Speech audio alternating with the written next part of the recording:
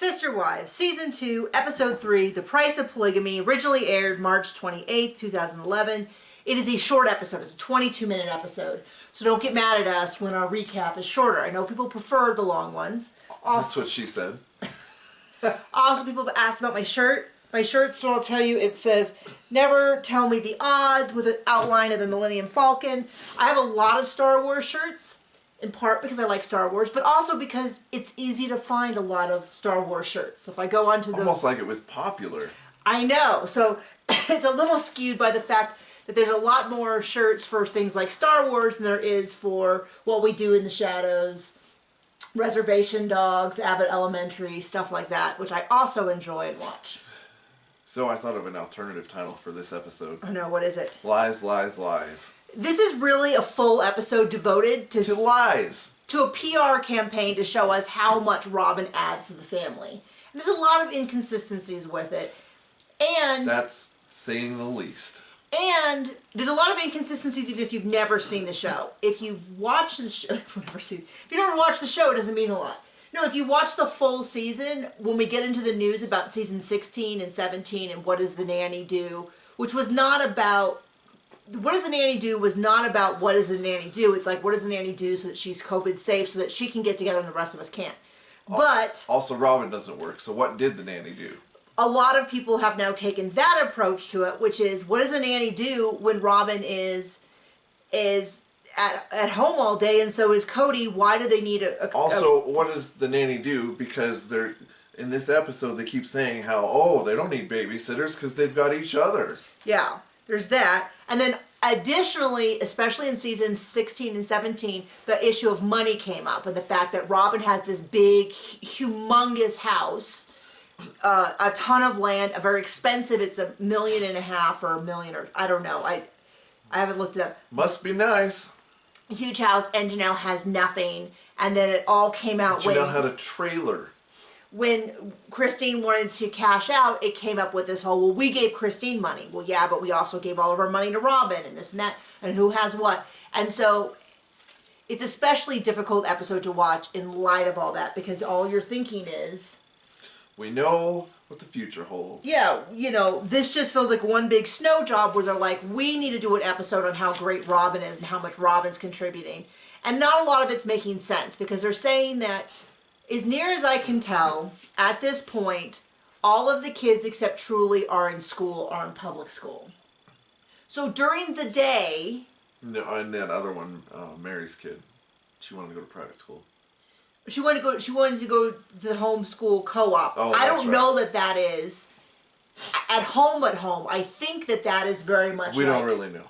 We don't really know, but... they keep referring to it as a school run by their church. So, but the thing is Meri's child is like 16, and there's no evidence that they are at home with Robyn. So they keep talking about how Robyn's doing so much at home, and all I'm thinking is between 8 and 3, that's still 8 hours. Now there is a lot to do, and we like shopping and planning meals for a big, huge family. Which Christine seems to be doing alone with her newborn. By herself. By herself. So they keep talking about how helpful it is. And I'm not saying it's not helpful. And I'm certainly not saying that if you are a stay-at-home mom, that you are not doing anything during the day. We're just saying Robyn isn't. Just saying That's exactly what we're saying for Robyn. The theme of the episode, well, first of all, it's about how Janelle's worried about money, and it goes on and on and on about, well, you know, how do we afford all this? And right off the bat, we see that Cody is terrible. Maybe Cody should pay Robyn since he's her best customer. This whole episode, at one point, I'm like, it's like Cody's never met these people before. Because it seems like he is, every step of the way...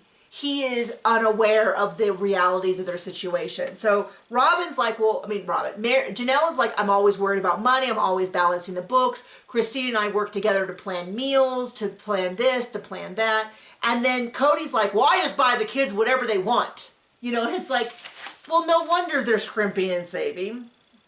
Robyn goes, says she doesn't work, and she just prays the Lord will show them her value. And I'm like, you know what would really help? If she had some value. If she actually did something, instead of saying, Lord, can you just change their hearts? How about doing something?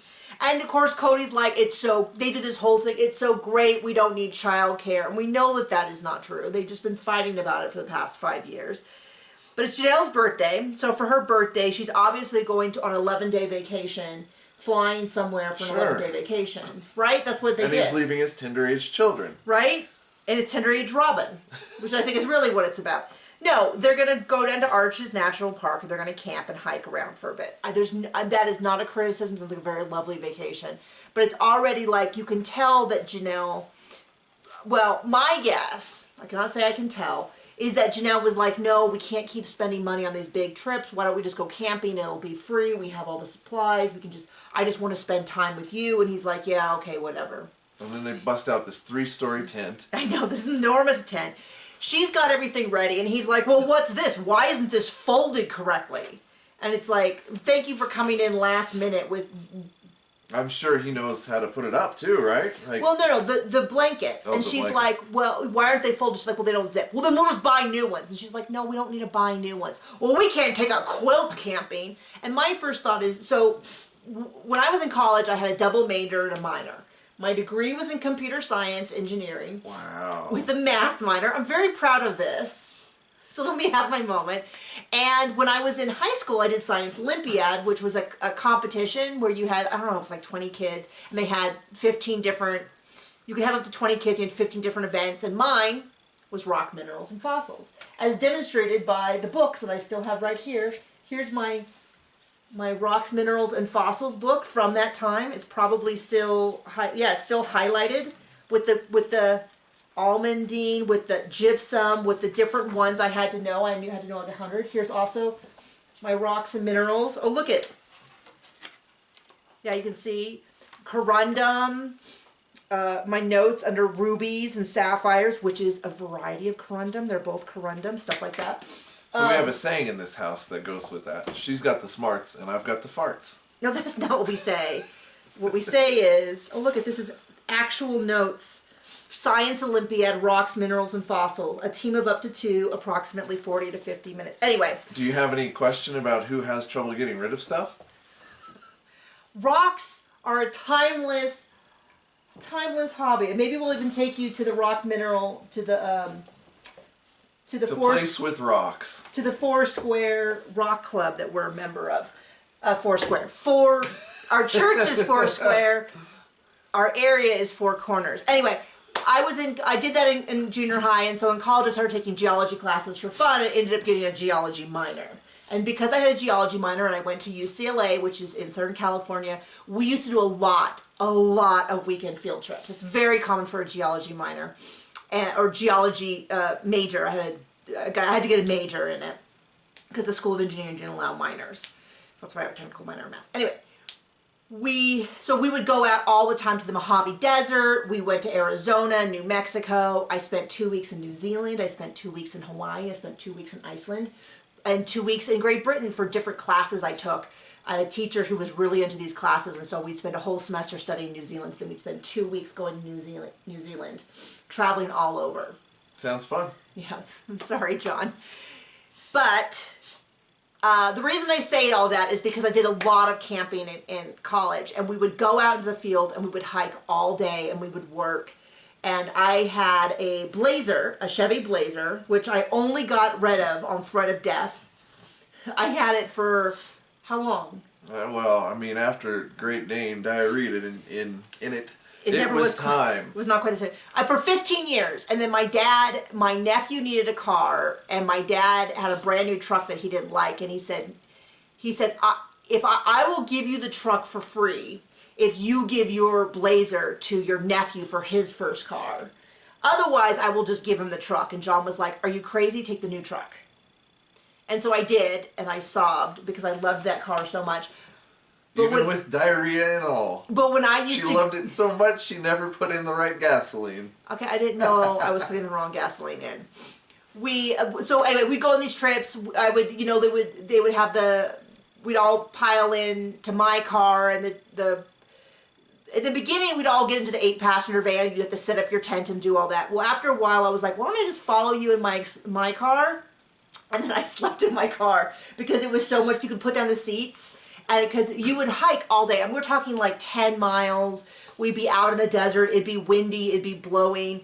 And all day we'd be out in the field taking notes in our little, I don't think I have any of them out, but our little yellow field notebooks. Or I had a big map board when I took mapping classes, and I had to map. Have. Yeah, that's better. I still have all of my college notebooks. So what I figured out was I didn't need to pack. I could just throw it all in the back of the car. Like, it's not a big deal. Like, just bring the blankets, bring the full-size pillow. You don't need a little travel pillow. If you're not backpacking in somewhere, the idea that, like, well, we can't bring a quilt when we go camping is ridiculous, right? You sometimes go camping in our backyard with our son. Mm-hmm. And then you do the same thing. You just put it all in the car, drive it down, unload. So anyway, long story. People seem to like the long stories, so there you go. So John didn't get to add much because this was before our time. Maybe we'll go camping this summer, and we'll tell you all about it. But his whole thing, like, well, we can't take a quilt camping. If you're driving, and this is exactly what they did. They just drove up to a parking spot. Well, I mean, they took the Mormon bus, right? To pack all their stuff in. No, they took the convertible. Oh. And they just pulled up to a parking spot and then unloaded. There's nothing wrong with that. If that's how you camp, that is fine. That's when I was a kid, occasionally we'd camp that way up in the forest. But it's the same thing. But you don't need to worry about, like, bringing your thin slit, like, it doesn't need to all fit in a backpack. It just needs to fit in the trunk. Now, of course, that trunk was so tiny, it barely filled a quit. Oh, but it's got back seats. Oh, gosh. I mean, you can't fit a human there, but it's got back seats. You can fit a small human. Yeah, like a child. Like a child or a very thin teenager. Sideways. So anyway, his little thing is like, we'll just stop and buy new sleeping bags. Just like, no, we're not going to buy new sleeping bags when the ones we work are just fine. We'll just lay it down. We'll do it. It's very clear to me, though, that she knows about the camping equipment. And he seems to have just stumbled into this room like he has never... Like, the idea that he is this super involved husband who seems to know nothing about anything. Now, admittedly, there are things that you don't know about. Like rocks and minerals. I meant more like around the house. Like you didn't know how our vacuum cleaner was. You did fix the vacuum yesterday. I did fix the vacuum cleaner yesterday. John was like, do we have to buy a new one? And I'm like, we will not be buying a new one. Okay, we did have that conversation. But then they started talking about how can you afford this size of the family? And he's like, well, with hard work and, another thing. I'm going to give Robyn a really hard time, but I'm going to tell Meri has got quite the cushy life because Cody and Janelle seem to work difficult jobs with a lot of money. And Meri's like, my job doesn't seem to bring in as much money. I know that she works with at-risk youth and she wants to go back to school, but it does seem like Meri is in a different family because she even makes a comment about how sometimes I wish I could stay home. And I thought, but they like show her quilting and I'm like, no one's staying home to quilt. Like, well, Christine, Robyn could if she wanted to. I don't know what Robyn is doing all day. We know Christine is going to the store because they show her with her newborn. And I was like, oh, I'm being difficult. I bet you they're going to pull back and Robyn's going to be in the frame and they're shopping together because Christine's getting huge amounts of potatoes and she talks about how they buy everything in bulk and both her and Janelle keep defaulting to referring to themselves. Like, we do this and we do that and Janelle and I create a calendar and Janelle and I do a food plan and Janelle and I discuss how much we should get. And they're like, not that no one else can. And I'm like, but... Yeah, but no one else does. And then Meri jumps in with, well, yeah, I use it too. I get the flour and I use up the rest of the sugar. And they all had a big laugh. And Cody's like, you're supposed to tell us when you use up the sugar. And I thought, they're kind of trying to play it off, but I'm like, I kind of think that's how it actually happens. Christine and Janelle have a functioning sister-wife relationship. Meri just does her own thing and kind of feels like, sees herself as this martyr. Because she does bring home money, but it seems that she works in a passion job. And then Robyn does nothing and lies and says that she does. And it's always like... Because the description was she wants them to see her value. And then Janelle's like, oh yeah, she's looking for a job. This is the weird thing. Yeah, Janelle says, Well, Robyn does this whole thing, this whole episode about how valuable it is that she stays home and how she wishes she could just go out and get a high-paying job. And it's like, but she couldn't. She didn't finish college, which is not, I mean, John had a high-paying job that he did not finish college, but he worked really hard and worked his way up. But she makes it sound like there's just high-paying jobs laying around and she could go out and get one, but the family really needs her to stay home. But then later on, Janelle says... she's looking for a job. I mean, somebody's wires are crisscrossed, and I'm pretty sure it's Cody and Robyn lying to everybody else. Right. I mean, Robyn has a long history of saying the right things. Like when she said that she didn't want to buy that enormous house, she wanted to rent, and then Cody convinced her. I think that was a little bit. I think they knew exactly what they were doing. But there's this long history of Robyn being like, I was so hurt when Cody kissed me because it hurt Christine, but there's no real action behind it. Like, she knows how to say the right things. I mean, there was fake crying behind it. Yeah. So this whole... was there fake crying in this episode? I don't think there was. Wow. No fake crying and no gloves. No gloves, yeah. Glove Watch has really not gone the way I thought it was, because the first episode he had gloves. I was like, oh, this is going to be a thing. It hasn't really worked out that way. But Cody... but yeah, the whole episode was about how Robyn, it's so important Robyn stays home. They show Robyn with the kids all the time. But I'm like, but that's not what they told us happened. They said Christine takes care of them.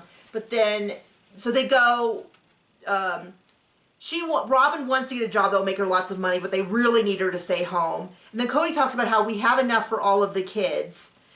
All the basics, they just don't have extras like braces. Except any time they ask him for something, he goes and buys it for them. Yeah, he's like, that's well, what he said. Whenever my kids need shoes, I go and get it for them. And no, he said whenever my kids ask me for anything, I just go and buy it. Like shoes. Okay, he did say like shoes. And then Janelle goes, well, hold on. In my family, I keep track of all that. And then then Christine's like, yeah, I kind of have to, because Janelle says, because if I did it, Maddie, who's the oldest girl, would buy some every week. Almost like she's a teenager or something. Yeah, I mean, that's pretty standard. This is not a slam on the teenagers for wanting stuff that probably many of their peers have. And then Christine goes, yeah, it's the same in our family. Also, Isabel would want something every week as well, and I just have to have a hard conversation with them about how there just isn't money in the budget for it. And then Robyn goes, well, I shop for Victoria's Secret all the time. She doesn't say that, but it's implied. And then Meri says, they say how, well, Meri doesn't have that problem. And I thought, yeah, because Meri has a bigger chunk of money. I mean, I'm not saying, this always, whenever Meri gets pushed on for getting a larger chunk of money, it's always like, well, I shouldn't be punished for having fewer kids, which is absolutely correct, as people who wanted more kids and could not have them and had 2 miscarriages, we're 1,000% with you there. But if the money that she is getting is such a larger share that she can spend more on her own child and on other luxuries, like, they're like, well, Meri takes a small bill, and I'm like, well, why isn't all the money just kind of going into a pot and then being divvied up per mother? Because like, Meri needs a wet bar. Yeah, and this is one of those things where, I feel like Meri by far is the most complicated character on this show, because she's the one who, subject to subject, is a villain or a hero. And I don't mean a hero, but the fact that she is selfish with money doesn't mean that she has the right for her husband to cut her off and treat her badly. Okay. I know that there's some allegations from the kids, but I haven't heard anything official. I don't pay for their Patreon. And then a lot of them have said things and then walked it back, so I don't really understand it. So, and I don't also feel like I am not trained to understand this, so maybe I shouldn't be the one to weigh in, so I just don't weigh in. We'll weigh in on what we want. Well, when it comes to the show, yeah. Oh, and so yes. there's nothing, so some stuff has come out recently about Meri, and I just don't know. I'm just going to say, I just don't know. I don't know. I don't. We're not here for that. Well, and I haven't been on any of the Patreons or watched any of the things where allegations were made. So I don't know about that, but Cody's been terrible to Meri plenty of times. And it sounds like Meri's been terrible to everyone else. Yep. So there you go. That's my summary of that.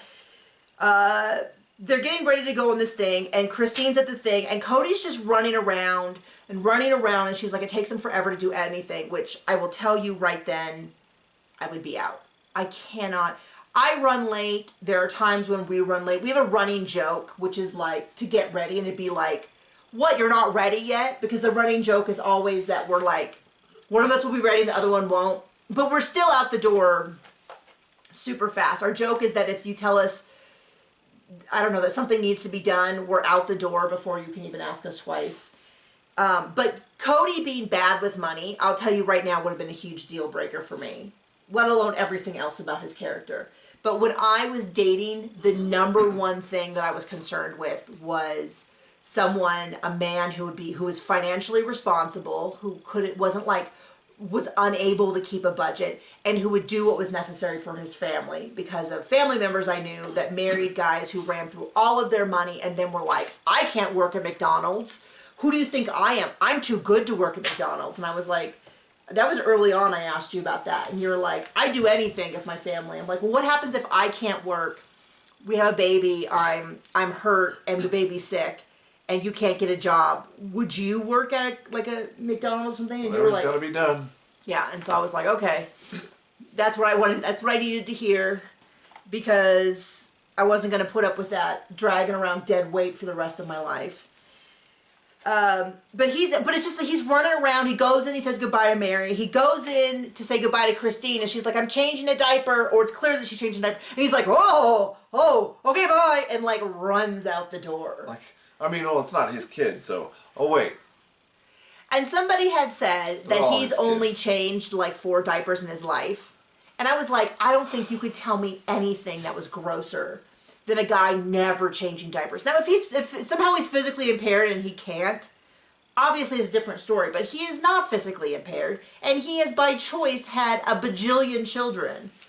John has changed more diapers in one day than Cody has apparently in his whole life. I had a C-section, and so I guess the diapers, I don't even know because I didn't change them. I was in so much pain, as is normal after a C-section. John did all of the diapers in Because it's my kid. Of course I'm going to take care of my kid and my wife. And he did at least half of the diapers anytime he was home. Sometimes even more. Sometimes. He did a lot of diapers. Wow. And we did all the potty training together. Now, when my son was older, John was home. And so it was a different situation. So it's like if a parent works, obviously they're doing less diapers. But when we were both home, it was pretty 50-50.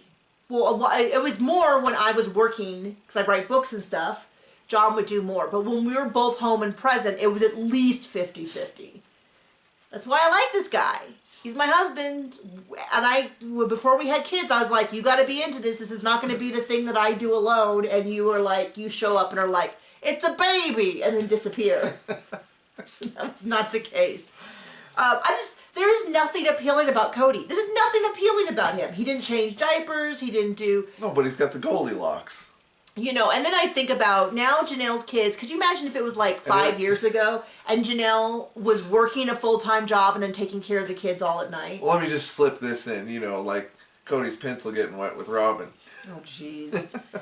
Gotta get that joke in every time. He's got that on his mind, and that's all. That's all he can take. So then Janelle, I almost said Janelle and Christine, because that's who I think of as the real couple. Janelle and Cody go off to their trip. It does seem nice. It does seem... like a very nice trip. He seems very attentive to her, unlike later seasons. Captain Angry is just there 100% of the time. But then they start talking about what the wives do during the day. And so we get a special on Christine. And she's got the brand new baby I should say brand new baby. Still in the baby seat, though. In the store. Shopping for everyone. They do the whole thing about how her and Janelle... The budget, the whole thing, and I'm like so mad, like why isn't Robyn there helping or anything like that? And I'm like, okay, you're being ridiculous. They're gonna probably zoom back and show. Would you want Robyn there helping if that was you? I probably would not, but it does seem like what is Robyn doing all day because all of her kids are in school? I don't know. What do you think? Shopping? Nothing. Oh, okay. I mean, yeah. Cody coming over for a noonie. Nooner. Oh my gosh. A quickie nooner is a noonie. No, it's nothing. I'm telling you, people, this is the new thing. You start asking your spouse for noonie, they're gonna get it. They're gonna be like, "Wow, that's the sexiest thing I've ever heard." It's all in. Speaking of, no, I was gonna make that joke. I was gonna say it's out for us because our son's home today because he's not feeling well. But I didn't. I thought that would be a little bit over the line. But then you did it. It's so funny. And then Robyn's one block, so it shows her getting the kids. I'm just not buying it. Maybe it's true. Maybe she got the. It looked like it was. It was true for the camera. It was definitely true for the camera, and it was kind of funny because she didn't have all the kids. She had like Peyton, and I saw Gwen there, and I saw. It was a very curated list of kids. It did kind of seem like a random hodgepodge. It wasn't the older ones, but maybe they went over every day. But I just can't imagine them coming home if Christine's home and then being like, "Yeah, we're gonna go with Robyn."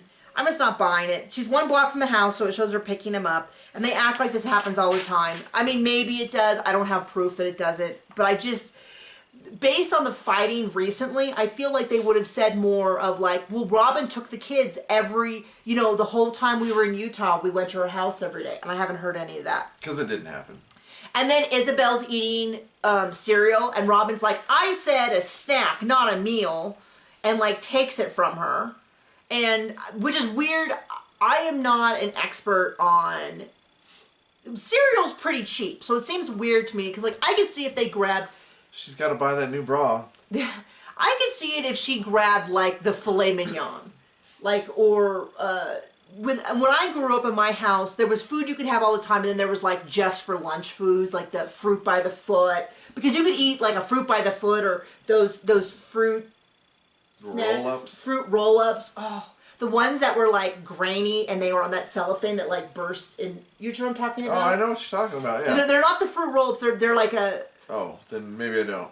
Well, the fruit roll-ups were like a uniform neon color, and they were like this. There was one that was it was a big circle, and it was like almost grainy. That's what I was thinking of. That's what I'm thinking of. I don't know. Pureed fruit tart on a plastic sheet. Yeah, and they were great, but they were like. They really were like someone just mushed up they were not as like I love the apricot. I'm sure they were blended up and poured out.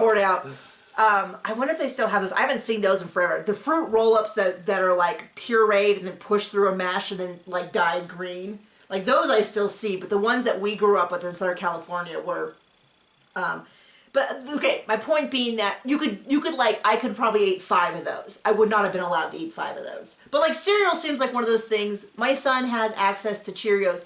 In fact, we found out he is a picky eater, and there's a certain amount of things he will eat. And our school, bless her heart, serves breakfast every day so that kids who don't have food insecurity at home can have a meal. And he eats before he goes, but we just recently found out that they have a box of Cheerios just for him because he'll just go and he doesn't eat the milk, he does just the dry cereal. But apparently he won't eat any of the other food other than what we send him. It's a very curated list of approved foods, and we've added a few this year, which is very exciting. Sometimes they give him treats at school, and if it's just the right time, he'll eat them. And so we've added fruit gummies to the list this year. Very excited for us as he has added those. It was really funny because he came home. We found out to try it because he came home and he spit out a gummy bear. Like a mere sliver of a gummy bear that had been, and we're like, where did you get that? And how long has it been in your mouth? And we eventually talked to the school psychiatrist who had met with him. And she's like, I hope it was okay. I gave him gummy bears. And we're like, that's where they came from. We told her this whole story. We're like, we didn't know. We're fine. You guys can give him anything you want if he will eat it. Yep. Because he won't. Because he won't. He's very much moving at his own pace when it comes to food. And we support that. But she's like, that's funny because he put it in his mouth like he didn't know what to do with it. And then I offered him another one, and he was like, no, thank you. And then I guess he just kept it in his mouth for the rest of the day, and then came home with it. I don't even know what we did. Oh, but yeah, so Robyn took away the cereal and was like, I said a snack, not a meal. And because Robyn's a... Anyway. And then they cut to Meri, and Meri's like, so everybody else they show dealing with kids. Meri's alone in a room quilting, which I also do. I also quilt. I haven't recently, but I plan to again. But she's like, sometimes, you know, I work, I don't bring home much money, but sometimes I wish I could stay home. And I'm like, to quit. Like, nobody gets the option. No one's getting the option here to stay home and quilt. Well, I mean, apparently but Robyn. The narrative is, oh, they're one big family, and everybody puts what they can in, except for, you know, Robyn and Meri. Right. But they at least try to make Robyn look good on camera. And then Robyn hops in with the I'll stay home and watch the kids. And then they cut back to Janelle and Cody, where they go and they put up a tent. Cody's clearly never seen this tent before. It's a huge tent, which at first I was like, why did they bring such a big tent? And then I was like, they wanted to park the convertible inside in case it rained. Well, first I was like, why would they bring such a big tent? And then I was like, oh, because they probably only have a big tent. They probably bought a tent big enough for Janelle to take her kids camping, or Christine to take her kids camping. And it's the only tent. Cody, though, once again, has never seen this tent, and he's like, are we going to get it up before nighttime? And I'm like, trust me, buddy, it's not the wife that you like, so you're probably not going to get it up at all. So anyway, this whole thing, I'm like, this guy doesn't even seem to know who his wife. And then they talk about PDAs and how he needs lots of PDAs. And what's funny is, I'm going to pull out the information that I've seen from other shows, which is they talk about, they don't like to do a lot of PDAs in front of each other because it's really rubbing each other's relationships and each other's faces. Like, I don't even do a lot of PDA in front of your mother. Because it just seems gross. Yeah. Like, is that a good enough, is that a fair enough way? It just seems like, obviously you kiss me goodbye, but like, cuddling and hanging on each other, that's a little gross. Just seems like, I don't know, is it weird that I'm just like, that just seems like it's a little bit more private and personal, and that when we're out in public, like maybe we do something to like hold hands, or I don't know how intense their PDA is, but after the honeymoon special, where they necked all around the zoo, I'm a little bit like, ooh. It does make our OnlyFans less fun, but you know. Yeah.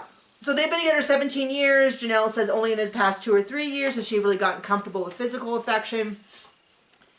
And that's the episode. The whole episode was, we didn't see, they hiked around a little bit. It did seem like a lovely vacation. She did say that she thinks that each kid believes that their mom is the favorite, and that she said that when she's with Cody, his full attention is on her. How long did that last? Yeah, I mean, it's hard to listen to any of this and think it has any truth to it, and it's not just PR or wishful thinking on the part of Janelle, Christine, or Meri, because it's so clear that Cody has... I think they're in the mindset of fake it till they make it, and we know they never do.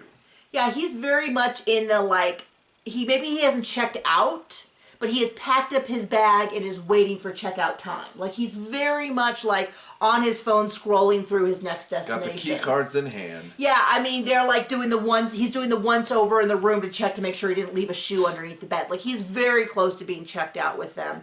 He seems most engaged with Janelle, I think because she's easiest, and I tell you what, if we were in a really financially precarious, well, we have been, in some pretty tight financial times. I would say we're still kind of there. And you like just were randomly, I don't know, spending money. I was going to say bringing hoes home. Well, that too. And Janelle even says, I don't know how we can make this work financially. Truthfully, because they got a TV show. That's how they made it work financially. And I think Cody very quickly was like, we got money in the bank. We got money to spend. Spend. And I think Christine and Janelle continued to kind of be a little bit like, let's make sure that, because the show could get canceled at any time. It didn't. Well, at least by the end, they got nice big houses they all had to show for. Oh, that's right. No. Yeah, they all had like a lot of investments and all that. Yeah. So that's the episode. Let's make out. Don't forget our Patreon. We are now on Thursdays for the recap. So if you are like, why is this on Thursday, not Monday? You can go back and... Well, first we of all, have this awesome show to watch. It's called Brother Husband, but also buy her books. Buy my books. Watch Seeking Brother Husband. We did a family vlog. Well, we did a day in the life of vlog for John and I. And go watch those. Yeah. And we'll see you around. Okay, bye.